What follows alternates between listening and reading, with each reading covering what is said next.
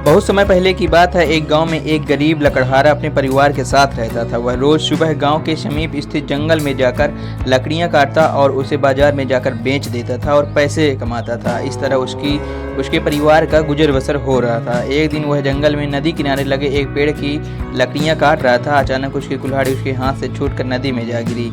नदी गहरी थी, उसमें उतरकर कुल्हाड़ी निकाल पाना लकड़हारे के लिए असंभव था।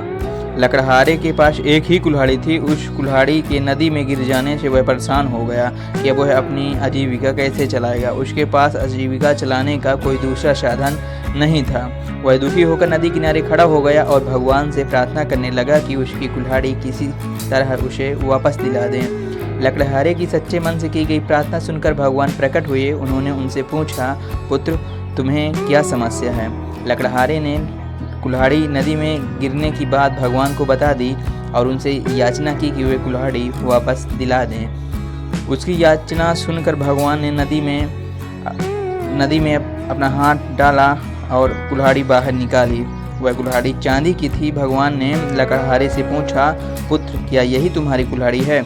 लकड़हारा बोला, नहीं भगवान, ये मेरी कुल्हाड़ी नहीं है।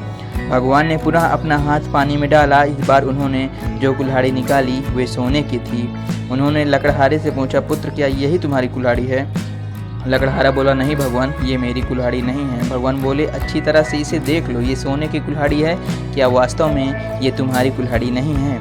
नहीं भगवान, लकड़हारा बोला, सोने की इस कुल्हाड़ी से लकड़ियाँ मैं कैसे काटूंगा? ये मेरे किसी काम की नहीं है। मेरी कुल्हाड़ी तो लोहे की है, मुझे वही चाहिए। भगवान मुस्कुराए और फिर से पानी में हाथ डाल दिया। इस बार जो कुल्हाड़ी उन्होंने निकाली वह सोने की थी। वह कुल्हाड़ी लकड़हारे को दिखाते हुए भगवान से पूछा, पुत्र, क्या यही है तुम्हारी कुल्हाड़ी? इस बार कुल्हाड़ी देख लकड़हारा प्रसन्न हो गया और बोला, भगवान, यही मेरी कुल्हाड़ी है।